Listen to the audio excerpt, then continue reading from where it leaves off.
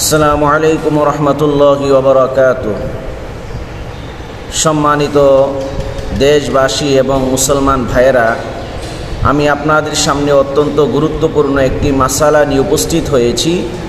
মাসালাটি হলো যে বর্তমান সময়ে দেখা যায় প্রায় মহিলারাই জন্ম নিয়ন্ত্রণ করে থাকেন। এই শরীয়তের দৃষ্টিতে জন্ম নিয়ন্ত্রণ এটা জায়েজ আছে কিনা?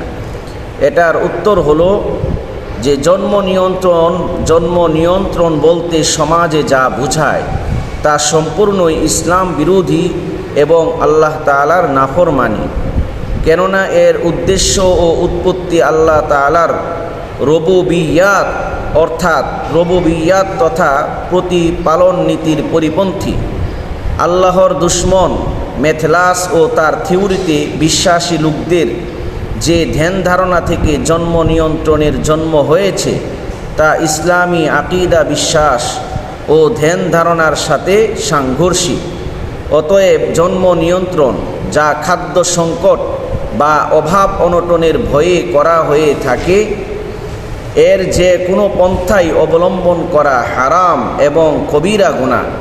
তবে নিছক ব্যক্তিগত পর্যায়ে অবস্থা বিশেষে, যেমন স্ত্রীর স্বাস্থ্য যদি নেহায়াত দুর্বল হয় এবং গর্ভধারণের বিরাট ক্ষতির আশঙ্কা থাকে, তাহলে উজর থাকা পর্যন্ত সাময়িকভাবে গর্ভরোধ করা জায়েজ। তবে এমন পদ্ধতি গ্রহণ করা যার ফলে বেপরদার সাথে অন্যের সাহায্য নিতে হয় তা নাজায়েজ।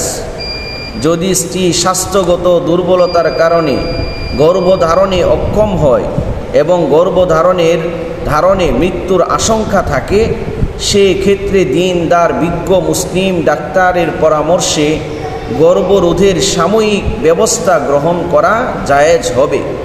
অবশ্য এ ব্যাপারে অমুসলিম ডাক্তারের রায় শরীয়তের দৃষ্টিতে গ্রহণযোগ্য নয়।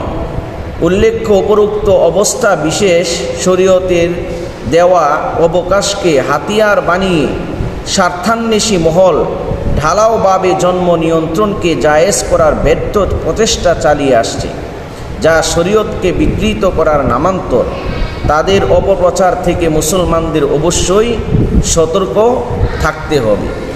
তাই আমাদের প্রত্যেক মুসলিম মা বোনদের জন্য কর্তব্য হলো যে জন্ম নিয়ন্ত্রণ থেকে বিরত থাকা। জন্ম নিয়ন্ত্রণ যদি করতেই হয় স্বাস্থ্যগত অবনতির কারণে, তাহলে এটা সাময়িক সময়ের জন্য হতে হবে এবং মুসলিম বিজ্ঞ ডাক্তারের পরামর্শ অনুযায়ী হতে হবে। কিন্তু স্থায়ীভাবে এই জন্ম নিয়ন্ত্রণ এটা করা যাবে না। এটার দলিল হলো যে ফতোয়ায়ে মাহমুদিয়া 5 নম্বর খণ্ড 114 নম্বর পৃষ্ঠা এবং এমদাদুল ফতোয়া 4 নম্বর খণ্ড 202 পৃষ্ঠা এবং আহসানুল ফাতাওয়া 8 নম্বর খণ্ড 345 পৃষ্ঠা।